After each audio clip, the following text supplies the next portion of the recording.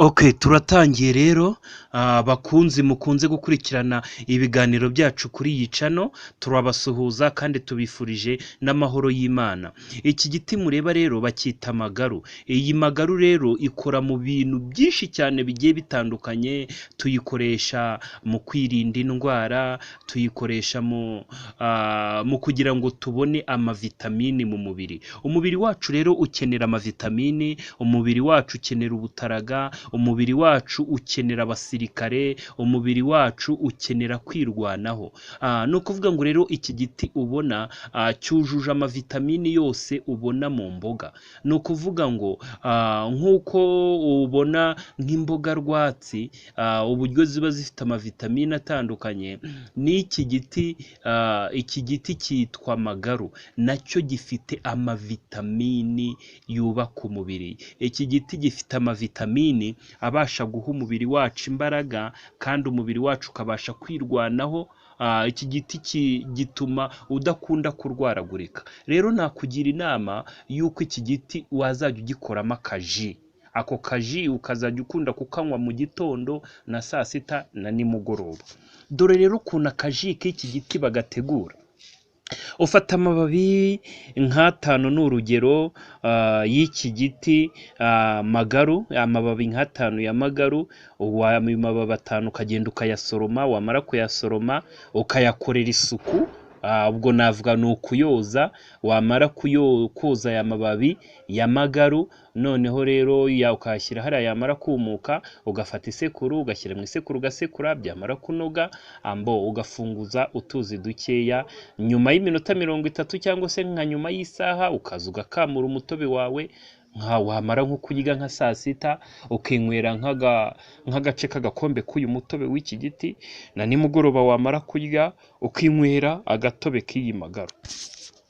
Ndakugira inama kugira ngo ujye ubasha kubaho umubiri wawe ufite imbaraga kandi noneho ufite n'uburyo bwo kwirwanaho mu gihe hadutse nk'uburwayi runaka, umubiri ukaba ufite abasirikare bahagije. Ni ukuvuga ngo iyi magaru ibasha gutuma abasirikare bagira imbaraga zo kurwanirira umubiri. Iyi magaru yongera abasirikare b'umubiri. Iyi magaru ifitemo vitamini A. Ni ukuvuga ngo urabona amavitamini aboneka mu mboga, iki giti kirayujuje 100%. Ni ukuvuga ngo rero ukuntu bimeze, nkugira n'inama nyine nkwereka uburyo iki giti wazajya ugitera iwawe, ni mu buryo bwo kubungabunga n'ibiti bidukikije. Nyine urabizi ko iyo igihugu kibashije kurinda ibiti neza, nta bintu by'imyuzure bibaho cyangwa se ibintu by'inkangu. Ni ukuvuga ngo ni byiza cyane kandi no gutera ibiti tukabibungabunga. Uretse yuko n'iki giti tukifashisha mu burwayi bugiye butandukanye. Ariko nakubwira nti wowe udukurikiye, wowe uteze amatwi iki kiganiro cyacu, nakubwira nti iki giti cya magaru ntikikabure ku rugo iwawe. Iki giti cya magaru ntikikabure mu karima k'igikoni. Mu gihe ufite akarima k'igikoni mu rugo iwawe, kubera ko rega n'iki giti nacyo kiri mu bintu birwanya bwaki. Ni ukuvuga ngo iki giti nacyo gifitemo vitamini ishinzwe kurinda umubiri no kurwanya uburwara. Ni nayo mpamvu iki giti abantu benshi bakifashisha mu buryo butandukanye.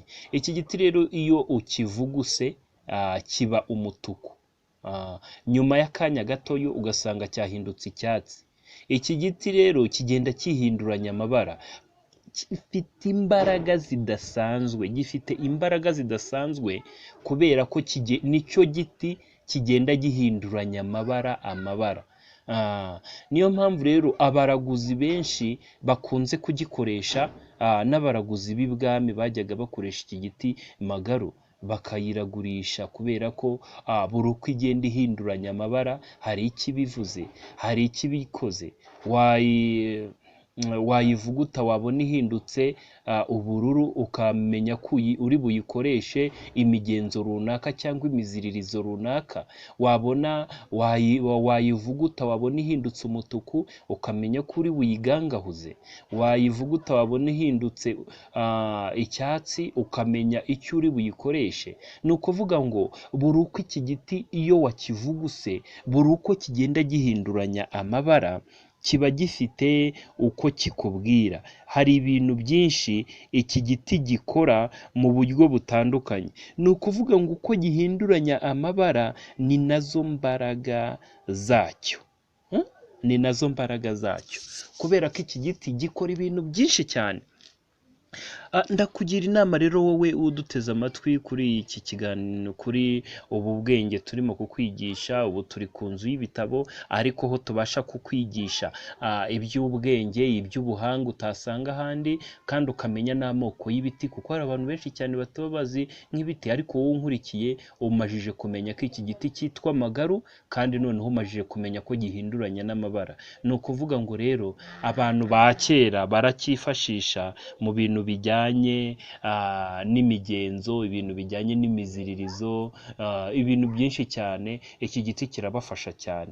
Ni nayo mpamvu nakubwira ni wowe ujye ukibungabunga, ugitere mu rugo iwawe, yaba no mu karima k'igikoni kibe gihari, kuko iki giti nacyo kiri mu bintu birwanya indwara z'abana no kugwingira kw'abana. Uzi ko iyi magaru yongera amaraso, yongera amaraso ku muntu wabuze amaraso. Iyi magari iramufasha cyane. Nimba kwa muganga baragutegetse kuzajya urya ibintu byongera amaraso, n'iyi magaru nayo uri mu bintu byongera amaraso. Mu bintu byongera amaraso harimo nka betarave, ariko na betarave uyifashe ukayivanga n'iki giti ndimo kukwereka amagaru, amaraso ubasha kubona amaraso, kuko yaba betarave yaba n'iki giti cy'amagaru byongera amaraso mu mubiri. Rero ikiganiro cyacu kibereyeho gufasha abanyarwanda no kubasobanurira no kubungura ubwenge, cyangwa se no kubungura ubumenyi, kugira ngo nuzajya wumva ufite ikibazo watugana. Turabavuzi gakondo, dukorera hano i Kabuye, hano hafi y'uruganda rw'isukari, mu karere ka Gasabo, umurenge wa Jabana, akagari ka Kabuye, umudugudu w'Amasangano. Ni ukuvuga ngo ni hano muri Kigali kwa muganga Emmanuel. Turakomeje rero n'icyigisho cy'uyu munsi. Twabahitiyemo kubazanira amagaru. Magaru ni imwe mu giti cyavumbuwe kera, mu myaka ya kera. Abashakashatsi benshi bagiye bagikoraho ubushakashatsi, ariko cyane cyane iki giti cyakunze kwifashisha ibwami. Abaraguzi b'ibwami nibo bakundaga kugikoresha, aho habagaho abayitwa abaraguza amagaru. Ni ukuvuga ngo abaraguza amagaru rero, iyo habaga hateye ikibazo baragendaga bakakivuguta bakagisuzumisha, kuko n'iyi magaru nayo iri mu bintu bisuzuma. Ariko nakubwira nti nimba wowe unteze amatwi urimo gukurikiranya iki kiganiro, nawe nkubwiye ngo uzafate magaru ugende uyisuzumishe. Ubundi abantu basuzumisha amagaru aba ari abahanga, aba ari abantu babasha kumenya nimba gihinduye ibara runaka kirakoresha gutya, nimba gihindutse umutuku ndakigangahuza, ni urugero. Nimba gihindutse icyatsi ndakivuza, nimba gihindutse ubururu kirakora mu migenzo n'imiziririzo. Ni ukuvuga ngo iyi magaru buri uko igenda ihindura amabara, kuko iyo uyivuguse igenda ihindura amabara, buri uko igenda ihindura amabara ibiganisha ku kintu igiye gukora. Ni ukuvuga ngo bitewe n'ikintu runaka. Ni nayo mpamvu abahanga benshi bayifashishaga mu bijyanye n'imisuzumire, ariko ntabwo imisuzumire cyane cyane. Ariko wenda uretse n'imisuzumire, iki giti uko ukibona cyifitemo imbaraga zidasanzwe. Nk'abantu bakunda kurwaragurika, nabagira inama yo kuzajya banywa akaji kayo. Iyi magaru rero igira akaji karyoshye. niyo mpamvu ngira ngo nkwigishe uburyo wabasha gukoramo ji ya magaru ukazajya uyibika iwawe mu nzu, kandi iyi magaru izagufasha umubiri wawe ujye uhora uri mutaraga, ujye uhora umeze neza. Iyi magaru rero ushaka gukora nka ji ya magaru, iki giti uragenda ugasoroma amababi ukayakorera isuku, ugasekura, ugafunguza amazi meza kabisa. Nyuma y'iminota 30 cyangwa nyuma y'isaha uragenda ugakamura umutobe, ubundi ukibikira umutobe mu kabuni. Ni ukuvuga ngo uwo mutobe ariko wakoze ntabwo urara, ubundi ukora umutobe uri bunyweho mu gitondo na saa sita na nimugoroba, wabishaka ejo ukazongera ugakora undi mutobe. Niyo mpamvu rero ikiganiro cyacu kibereyeho kugira ngo kikungure ubumenyi, kikungure ubwenge, kikungura ubuhanga, kugira ngo nawe ujye ubasha kwiga kugurukisha amababa yawe. Rero nakugira inama rero, mu biti byinshi wagiye uteraho ku rugo iwawe wongereho n'amagaru.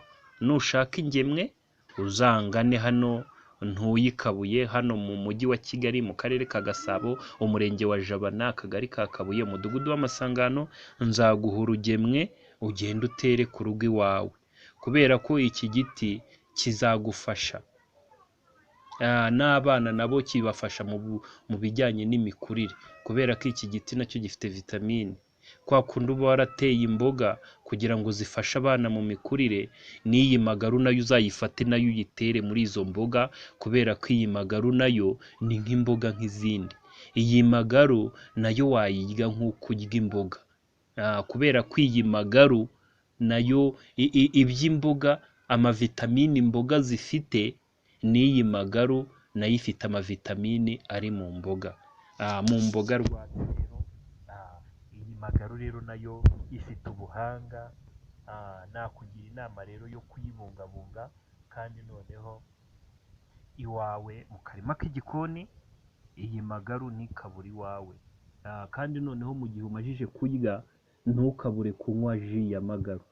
Ni ukuvuga ngo nuzajya umara kurya ujye ukubita nk'agace k'agakombe ka magaru, na nimugoroba numara kurya urenzeho agatobe ka magaru.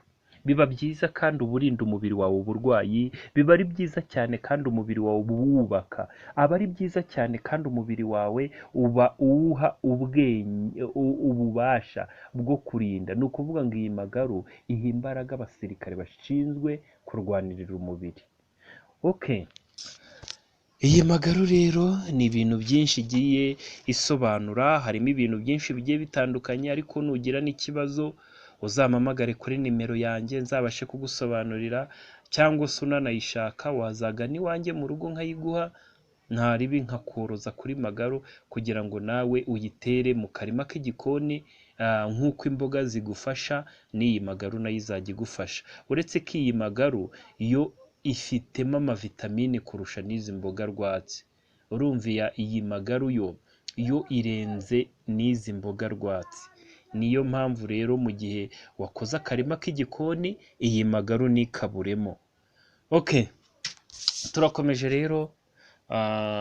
Hari abantu benshi banyandikiraga ku mbuga nkoranyambaga bambwira bati, ese iriya nyamaswa tubona y'umutuku yicaye, iriya nyamaswa y'umutuku tubona umugore uyicayeho, wambaye ibishura byera, wambaye ikamba, wambaye amazahabu, wambaye amadiyama, ufite igikombe mu ntoki cy'amaraso, ngo uwo mugore wari wasinze amaraso y'abera. Ni ukuvuga ngo abenshi cyane bakunda kumbaza ku busobanuro, bakambwira bati ese bisobanuye iki, ese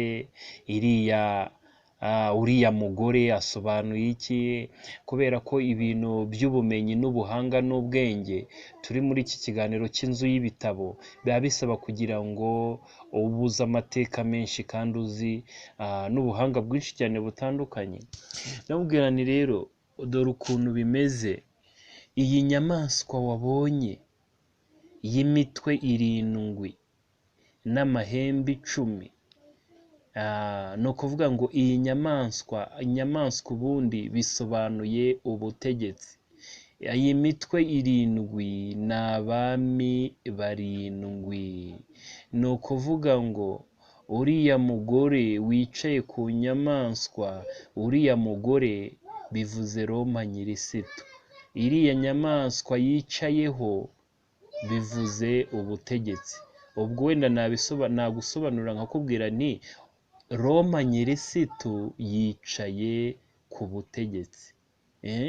Niko biba bivuze nyine, kuko inyamaswa bisobanuye ubutegetsi, uriya mugore bisobanuye Roma nyirisitu. Ni ukuvuga ngo bisobanutse gutya, Roma nyirisitu yicaye ku butegetsi. Ni ukuvuga ngo ubwo Roma nyirisitu iri ku ngoma nyine, niko bisobanuye. kandi ubusobanuro bwanjye n'ubundi burakunyuze, kandi koko nibyo. N'abahanga benshi ni nako bazaguha, nta bundi busobanuro uzabona buruta ubu ngubu, kubera ko uriya mugore yari afite amazina bivuga ngo Babuloni nyina w'abamaraya, Babuloni ikomeye nyina w'abamaraya, kandi mu ruhanga rwe yuzuyeho amazina yo gutuka Imana. Uyu mugore rero bavuga Babuloni ikomeye nyine nyina w'abamaraya, iyo bavuga nyina w'abamaraya ni ukuvuga ngo abana ba maraya, abakobwa ba maraya. Aba bakobwa ba maraya rero ni aya madini, aya madini ya gikirisitu nyine, aya madini ya Pentecote, cyangwa se kuvuga ngo amadini yose yavuye muri Gatolika bayita abakobwa ba maraya. Ku iherezo rero aba bakobwa ba maraya bihuje na nyina. Ejo bundi rero nibwo aba bakobwa ba maraya bihuzaga na nyina wabo, bagasinya amasezerano y'urugaga nyine, bakaba urugaga, bagasinya amasezerano y'uko bagomba gukorana, amategeko akaba amwe, gusenga bagasengera hamwe, n'amategeko yose akagendera hamwe.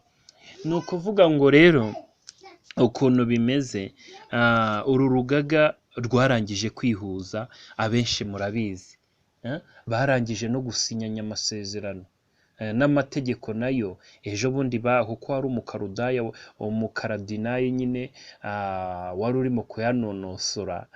Ni ukuvuga ngo aya mategeko barangije kugira gute, barangije kuyashyira ku karubanda. N'ubundi ni ukuvuga ngo aya mategeko n'ubundi bahinduye itegeko rya kabiri bararyongera, ntabwo barihinduye, bararyongereye.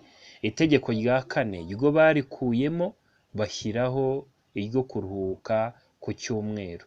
Bakuyeho itegeko ryo kuruhuka ku wa gatandatu ku munsi wa karindwi, ku munsi wa karindwi barabisiba, bashyiraho yuko abantu bose bazajya baruhuka ku cyumweru ku wa mbere. Ni ukuvuga ngo niryo tegeko. Irindi tegeko bahinduye ni itegeko rya 10, naryo ntabwo barikuyemo ariko bararyongereye. Ariko no kuvuga ngo ubwo amategeko n'ubundi yabaye 11. Nimba irya 10 barongereyeho irindi, amategeko yabaye 11. Ubwo ya mategeko y'Imana nyine yari 10 yahindutse aba 11. Ni ukuvuga ngo uko bimeze nyine, tukiri kuri iyi nyamaswa, iyi nyamaswa irwanya abera b'Imana, irwanya isumba byose. Kandi ni ukuvuga ngo iyi nyamaswa yarakomeretse uruguma rwica, ngo ariko uru ruguma rw'iyi nyamaswa rwakize, none irimo kuzamuka, irimo gutegeka isi. Iyi nyamaswa rero ubu tuvugana, uruguma rwayo rwarangije gukira. Iyi nyamaswa rero yaje gukomereka ku gihe cya Nero. Nero rero ku gihe cya Kayizari Nero niho iyi nyamaswa yaje gukomereka. Urabizi ko Nero ategeka Roma, bayoboraga isi yose. Iyi nyamaswa yaje gukomereka uruguma rero, ariko ubu uruguma rwarakize. Roma nyirisitu ubu ngubu niyo isigaye iyobora isi. Ni ukuvuga ngo ubu amadini yose yihuje na nyina. Iyo bavuga abakobwa ba maraya baba bavuga aya madini yavuye muri Gatolika. Iyo bavuga nyina w'abamaraya baba bavuga Gatolika. Iyo bavuga nyina w'abamaraya baba bavuga Roma nyirisitu, kuko niyo nyina w'amadini. Ubu nibo bisobanukiwe. N'uzajya wumva ahantu bavuze nyina w'abamaraya, ujye umenya ko ari Roma nyirisitu. N'uzajya wumva ahantu bavuze ngo abakobwa ba maraya, ujye umenya yuko ari abarokore, abadivantisite, abagorozi. Ujye umenya yuko ari abangaba bagiye bava muri gaturika nyine, abangaba bagiye batandukanye, yaba aya madini ya gipantekote yose. Jya umenya ko ari abana ba maraya, ari nyina, ari abakobwa ba maraya, ariko ku iherezo ejo bundi baje kwihuza na nyina wabo. Ni ukuvuga ngo ubu ngubu amadini yasubiye muri gaturika. Ubu ni ukuvuga ngo gaturika niyo isigaye itanga amategeko ku yandi madini yose ari hano ku isi. Ejo bundi rero muri Amerika barihuje kubera ibi by'urugaga nyine, amadini yarihuje. Tony Paluma muzamubaze arabizi, kuko ari we uhagarariye nyine, Tony Paluma niwe uhagarariye aya madini yavuye muri gaturika nyine, niwe uyahagarariye. Bari bakoze inama, urugaga rurihuza, barasinya yuko bemeye gufatanya bagasenyera hamwe umugozi umwe. Ariko bamwe mu bahanuzi bari barabihanuye ngo uru rugaga ruzihuza isi igeze hehe? Igeze ku ndunduro. Ni ukuvuga ngo impamvu bihuje ni ukugira ngo basohoze ibyanditswe n'abahanuzi. Ibyanditswe n'abahanuzi byanditswe na Daniyeli, ibyanditswe na Yohana wanditse ibyahishuwe. Ni ukuvuga ngo rero uru rugaga rwihuje mu gihe cy'Imana nyine. Ni ukuvuga ngo kurangira kw'isi. Yego uru rugaga rwihuje rugamije amahoro n'umutekano, ariko nyuma yo kwihuza hazabaho nyuma yo kwihuza, kuko barangije kwihuza n'ubundi. Ubu rero ubwo barangije kwihuza hagiye kubaho kurimbuka kwihuse, kubera ko niko ibitabo by'amateka bivuga yuko iyi si yacu ubwo uru rugaga nirumara kwihuza izihuta cyane. Ni nayo mpamvu ibitabo by'amateka bivuga ngo iyi si yacu nubwo irimo kwihuta igenda igera ku musozo, n'ubundi twebwe iyi si yacu n'ubundi turanayirangiriza. Unarebye n'abantu bafite ibyogajuru cyangwa se abantu bakora ubushakashatsi, abantu bajya mu zuba, babona utuyunguruzo tw'izuba twaragize gute, turimo kugenda twangirika.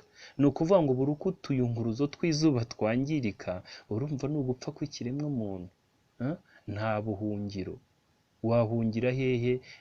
Izuba, utuyunguruzo, urumva nitumara kwangirika izuba ryadutwika.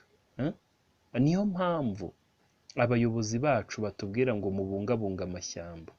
Ugasanga ku musozi w'iwanyu amashyamba urayatemye, urayararika. Ubu urimo kwirangirizaho isi. Iyi si yacu rero nitwe tuzayirangiriza. Mu gihe urimo gutema amashyamba, menya ko umwuzure uzagutwara, amasuri, inzu yawe izagwa. Ni ukuvuga ngo rero nakugira inama, wowe urimo kunyumva, nimba utemye igiti kimwe ujye utera ibiti 20. Ni kugira ngo ubashe kubungabunga ejo hazaza hawe. Yego nuko amateka avuga ati ko isi yacu igenda igana ku ndunduro, ariko natwe isi yacu twebwe ntabwo tuyoroheye. Usanga abantu benshi bakora ibitwaro bya kirimbuzi, ugasanga Amerika irakora ibitwaro bya kirimbuzi, ugasanga Uburusiya burakora ibitwaro bya kirimbuzi, Ubushinwa burakora ibitwaro bya kirimbuzi, ugasanga ibi bihugu Koreya y'Amajyaruguru irakora ibitwaro bya kirimbuzi. Ni ukuvuga ngo isi yacu nitwe tuyirangiriza. Wenda reka navugaga kuri aba batema amashyamba ko nabo barimo kuturangirizaho isi. Reka tujye ku nganda. Izi nganda nazo, ibi byotsi biva mu nganda iyo bizamuka bigakwirakwira mu kirere, biba bihumanya ikirere. Ni ukuvuga ngo isi yacu uko bukeye n'uko bwije, isi yacu tugenda tuyihumanya, tugenda tuyirangiriza. Yego nubwo ibi bitabo by'amateka wenda udashobora kuvuga uti wenda njyewe sinemera amateka, ariko nubwo wenda waba utemera amateka, ariko wemere n'iby'ubushakashatsi bukora. Aba bagendera mu cyogajuru bakareba bakabona yuko twebwe turimo kugenda duhumanya ikirere kandi byatugiraho ingaruka. Reka wenda nkomeze.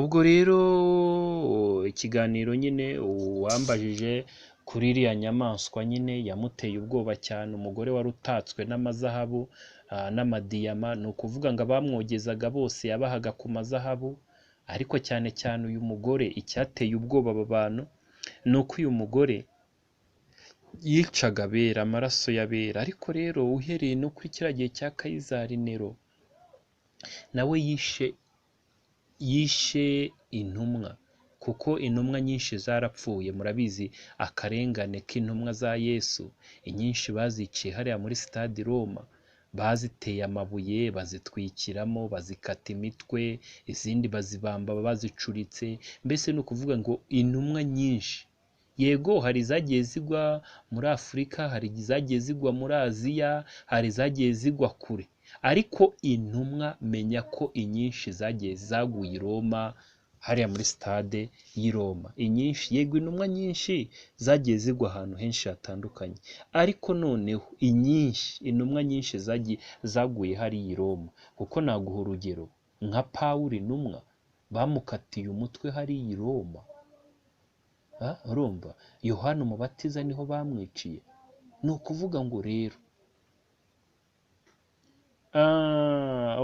nari ngiye kuvuga ngo Yohana Umubatiza. Yohana Umubatiza rero ukuntu we byagenze, umwami umukobwa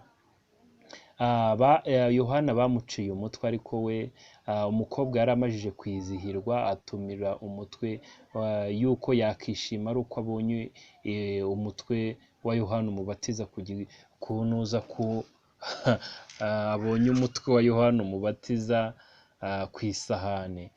Nicyo we byabereye igihe Yohana yari afunze, baramugambanira nyine. Abana b'abantu buriya hari igihe bifuza kuguca umutwe, ariko n'ubundi byarangiye Yohana Umubatiza bamuciye umutwe, barawuzana bawushyira ku isahane, bashyira ku meza, umukobwa arishima. Ariko rero sinzi ibi bya Yohana, ni ukuvuga ngo rero ibi bya Yohana Umubatiza abantu benshi bakunze kubyitiranya. Niyo mpamvu nakubwiraga ati iyo tuvuga Yohana Umubatiza ugomba kumenya ko hari ba Yohana bagera kuri batatu, kuko ushobora kumwitiranya n'uyu nguyu bazanye umutwe we ku isahane. Uyu ni Yohana wateguye inzira za Yesu. Urumva, nubwo uyu mudamu yategetse ko bazana umutwe wa Yohana Umubatiza ku meza, Yohana Umubatiza rero atandukanye na Yohana intumwa, kuko Yohana intumwa we urupfu rwe ukuntu byagenze, baramukaranze mu ngunguru y'amavuta, barebye basanga yahindutse nk'umwana w'umusore w'imyaka 17. Abantu bagira ubwoba, baravuga bati uyu muntu dushyize mu mavuta tukamukaranga mu ngunguru y'amavuta tukaba tumukuyemo, tugasanga yahindutse agasore kakiri gatoya. Bagira ubwoba rero, baravuga bati reka tujye kumujugunya ku kirwa cy'Ipatimo. Baragenda bamujugunya ku kirwa cy'Ipatimo. Umuntu bajugunyaga ku kirwa cy'Ipatimo ntiyamaraga iminsi 3, hashiraga iminsi mikeya agahita apfa. Nuko rero bamujugunya ku kirwa cy'Ipatimo. Uyu n'undi Yohana, ndagira ngo mbagutandukanyirize. Uyu Yohana rero bamujugunye ku kirwa cy'Ipatimo, hashize iminsi 3 bagarutse basanga Yohana ni muzima, za nyamaswa zo ku kirwa cy'Ipatimo nta kintu zamutwaye. Bagira umujinya rero, bahita baza bamukata ukuboko. Baravuga bati ubwo tumukase ukuboko amaraso agiye kuva, amaraso amushiremo apfe.